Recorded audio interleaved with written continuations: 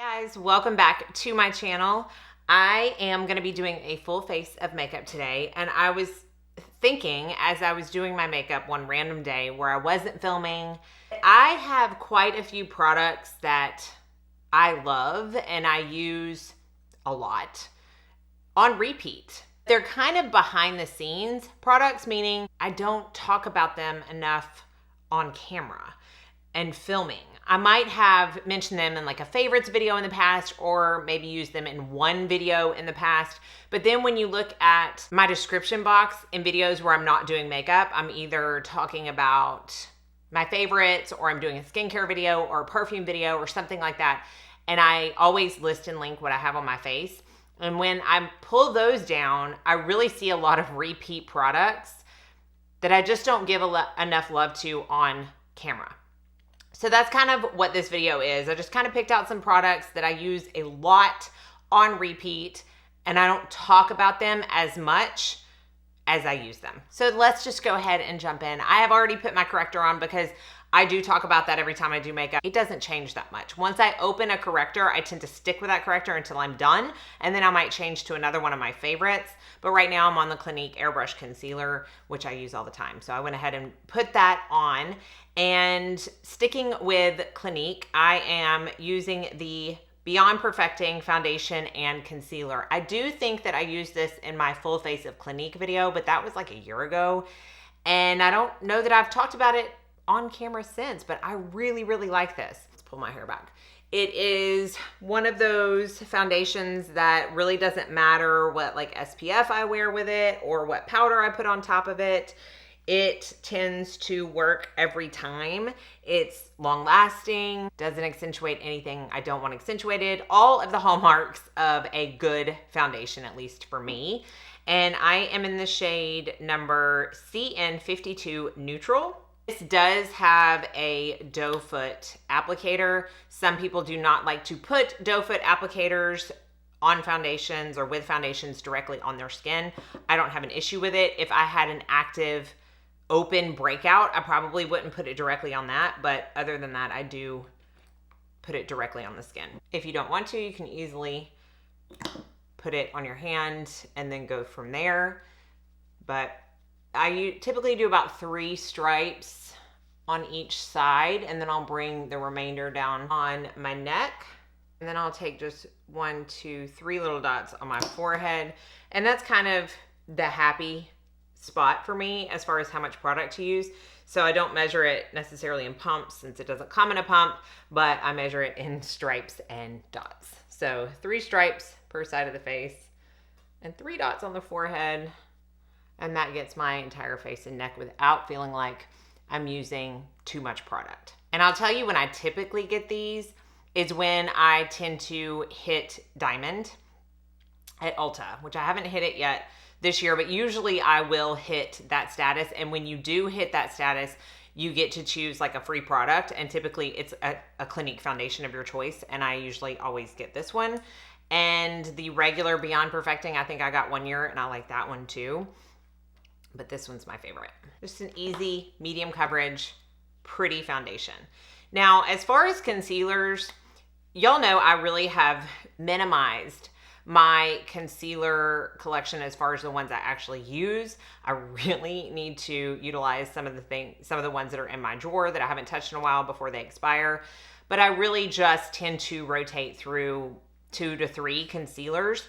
So while I don't have one that I have loved for years and don't talk about a lot, I do have one that I have started semi-recently using ever since I posted my Chanel tint video, Battle of the Chanel Tints.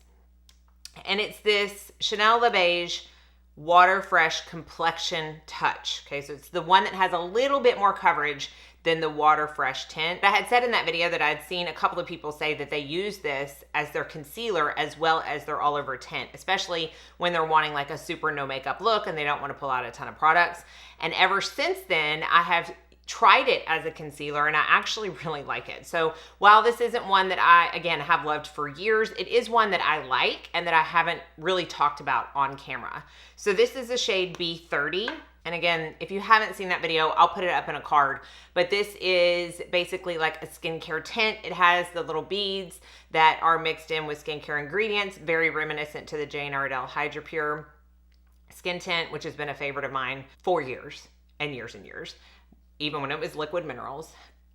And then when you pump it out, it kind of comes out together, you rub it, and everything blends in. So this, again, is the shade B30. You have extremely dry under eyes. I would highly suggest trying this, especially if it's something you already have in your collection, because it is very, very moisturizing. It is not the highest coverage, but it's also not marketed to only be a concealer. Now, I don't even know. I haven't looked deep into their marketing to see if they're even suggesting using this under the eyes. But I know it's not something that's marketed only as a concealer. It's not marketed to be full coverage as a complexion product. But I have said, and for lack of sounding like a broken record, I'm gonna say it again, the older I get, which by the time this video goes up, I think I'll be probably, 1 to 2 weeks from turning 43. The older I get, the less I care about coverage, despite the fact that I have very dark under eyes, and the more I care about how it looks under my eyes. Because I could have great coverage, but if someone gets within like talking distance to me, it's gonna look horrible because my eyes just aren't what they were 20 years ago. So I appreciate something that is moisturizing, that wears really well throughout the day, no matter what kind of coverage it has. And this is one of those, even though I do feel like it has pretty good, solid medium coverage, especially when worn with a corrector underneath. So again, one that I don't talk about enough, but I have really been enjoying this as a concealer. So if you have this in your collection, definitely give it a try and let me know how you like it. For powder, this is one that I think I talked about in maybe a favorites video shortly after they launched, but other than that, I don't know if I've used it much. However, it has been on high repeat lately, and one that I probably will always go back to, and it's the Sigma Soft Focus Setting Powder. These come in different shades. I'm in the shade Buttermilk, and this is just really, it is a very pretty powder, a very nice loose powder.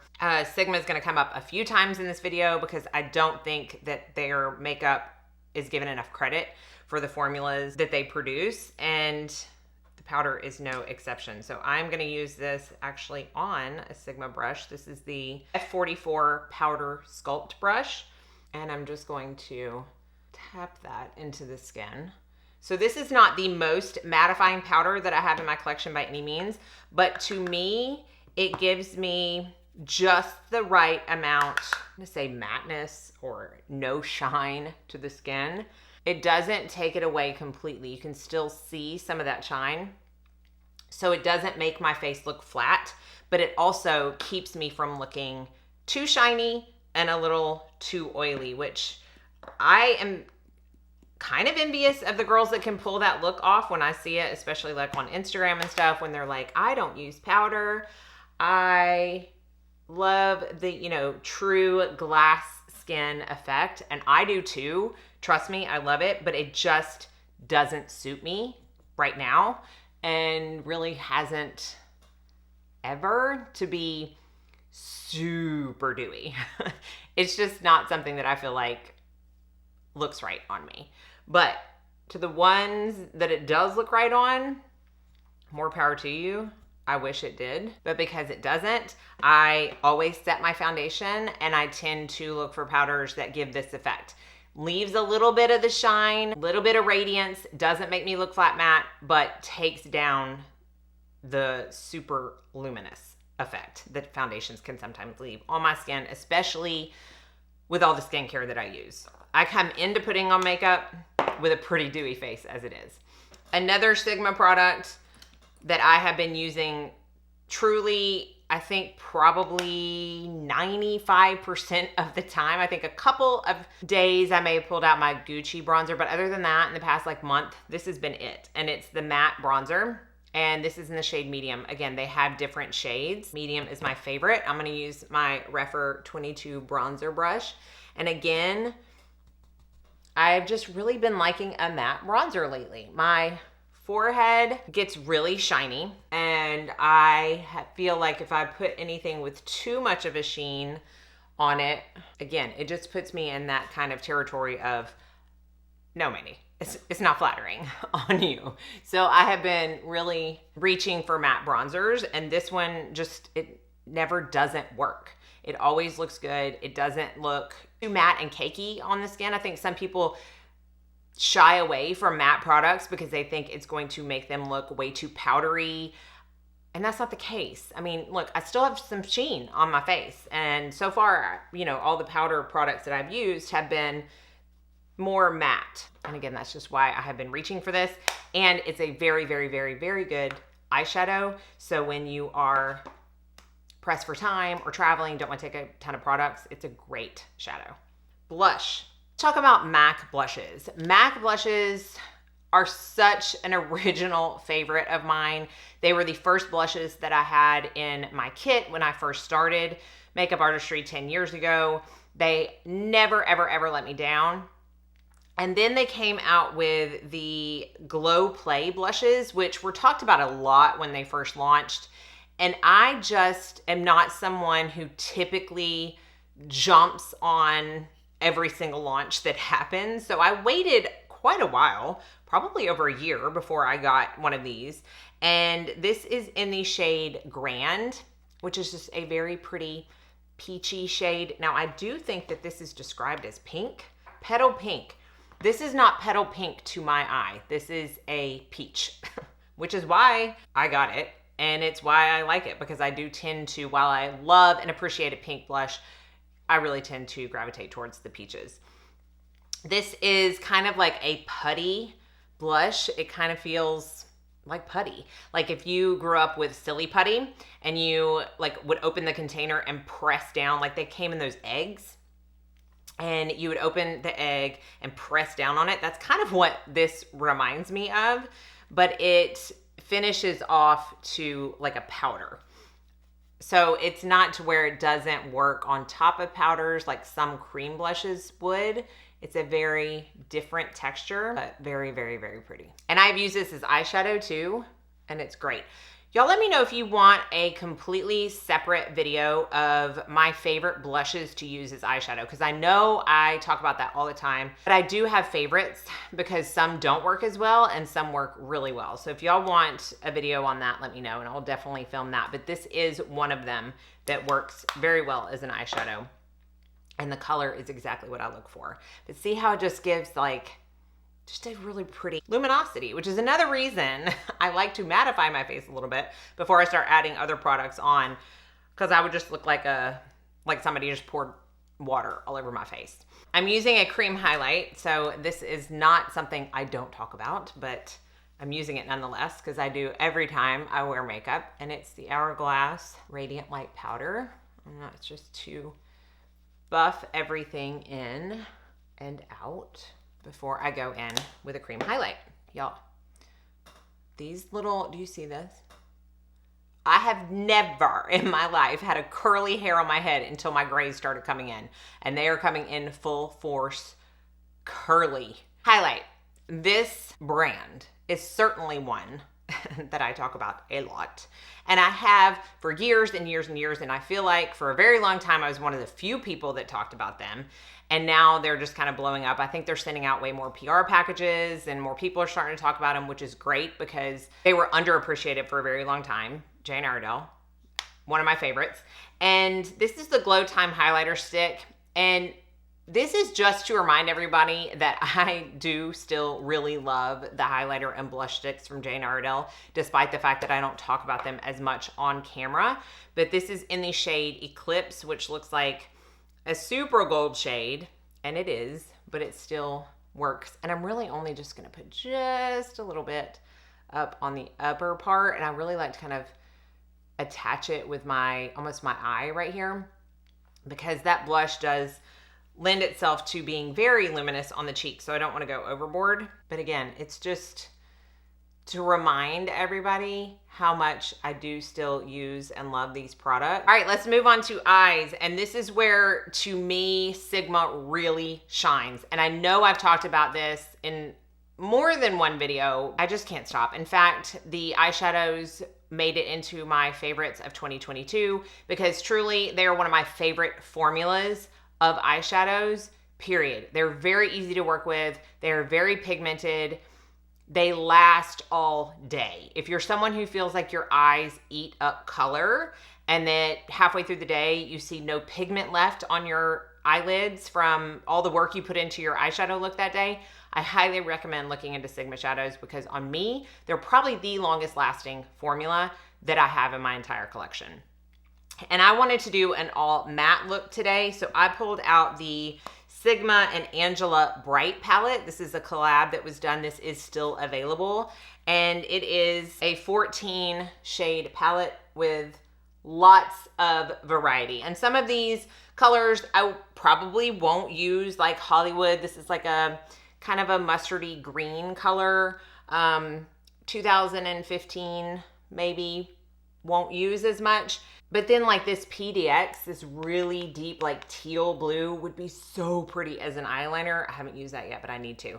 Very pretty, but then it also has some basic shades in it. Now I wanted to have a little bit of a pop of color on my lower lash line, but I also am in a very fall mood. So we're still gonna stick with like the oranges today, but I'm gonna start out with basic, which is very aptly named because it is a nice basic matte color. And I'm gonna use this to start to create a little bit of dimension in the crease. I like this shade because it is not super dark. So if you have very fair skin or if you just don't like a lot of color on the eyes, period, it's gonna be a good shade for you. Where a lot of times palettes will have, you know, a really pretty matte brown shade that people will gravitate towards for their crease, but it ends up being darker than sometimes I want. So I appreciate that this one isn't and that you can really build it up. I'm gonna take a refer number 2, so just a flat shader brush, into Bare, which is right here. Again, very aptly named because it is just a matte bone color. And I'm going to build that up on my lid. Then I'm gonna take Schmoogala right here, which is just a little bit of a darker brown. It's not dark enough to where I would necessarily call it a liner color, and you could even use it in your crease if you were going for that look. But I'm just gonna use it to kind of define the outer corner. And this is a Refer 26 brush, which I really like the pointed shape of this brush just to get in this outer corner. Then I'm gonna start adding a little bit of color, and I'm gonna go into Zinfandel right here, which is a very pretty wine color, on my Refer 29. And I'm gonna use this as an eyeliner. And then I'm gonna take a pencil brush. This is like a Morphe E36. And I'm gonna pick up just a little bit more of that Zinfandel color and concentrate it on the outer corner and kind of smoke it out a little bit. I don't want to smoke it out all the way into the inner corner because I don't want it to be too thick of a liner. Just a little bit on the outer. And then I'm going to take another pencil brush. This is like a Derm Store brush that I got years and years ago. It doesn't even have like a name or number or anything on it, but just some other kind of pencil brush because I'm not using the same color. And I'm going to go into Evermore, which is this like pumpkin-y orange color. And I'm using this underneath my eyes. Now notice I didn't use my normal kind of fluffier detail brush where I really want to smoke out my under eyes because I don't want this color to be that thick. See how it just gives a little bit of pop of color, which I always say, if you're not comfortable using color, it's a great way to do that, to start out using it only on the lower lash line and then build up from there if you want to, but this is definitely enough to still get that feeling of having a colorful eye look on without feeling like you're in the 80s. And then to finish off the look, I'm going into Bright, this shade right here, which, I mean, these names are very appropriate, again, because this is a very brightening shade. I don't want to even say it's a shimmer shade. I mean, I guess it is, but it is a little deceiving in the pan because it comes off much brighter on the eye. And I haven't done an inner like eye highlight in quite a while, but I just feel like this look kind of warrants it. So we did it. For mascara, I'm going to do it off camera, but one that I have been liking lately that I haven't talked about is City Beauty, and this is Beyond Mascara, and it's just a very pretty, more lengthening than volumizing, but you'll see once I put 2 coats on. Standard hourglass bristle brush, and I've been enjoying it. They sent over a package. I'm going to be talking more about some of the other products in other videos. But I have been liking this, and I don't think I have spoken about it on camera. So I will do that off camera, show you what it looks like, and then we'll finish off with lips. Okay, 2 coats of the City Beauty mascara. There's some volume there. There's volume and length, but again, easy to use, and I've just been liking it. Okay, for lips, y'all, I don't really deviate that much on my lip colors and my lipsticks that I love, like my Chantecaille lip cheeks and lip veils. I love my BK Beauty lipsticks. I'm just kind of a, once I find something I love, I stick to it. And I have definitely talked about this and used this, but I don't think the collagen lip oil Wonder Glosses from Beauty Pie get enough credit. I love Naked Peach, which I think was limited edition, but hopefully is still available. And I really love Nude Nectar, especially for looks like this. I really like this eye look. I just like the colors. I don't want my lips to detract from that. I'm not a huge color person on my lips anyways. I know some of y'all really get annoyed by that, but there's so many people on YouTube who do lots of colorful lips. It's just not me. I'm a nude lip lover and probably will forever be. So when I do an eye look like this, when I want that to be the focus, I do not want to do much on my lips at all. I'm a gloss person.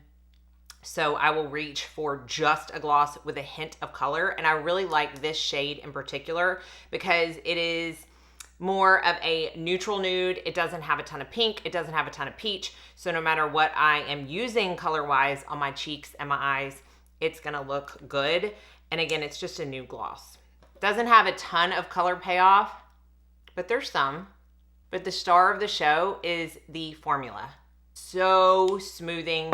I used a Kaja lip oil in a video a couple of videos back, and I had more than one comment about how it just instantly smoothed out my lips. And I feel like lip oils in general, or lip glosses that contain an oil, will have that effect. And again, as I get older, smoothness is like the name of the game. That's what I'm looking for, whether it be on my foundation or in my foundation, my eyeshadows, my lip products, my concealers. I just want it to be smooth looking as much as possible.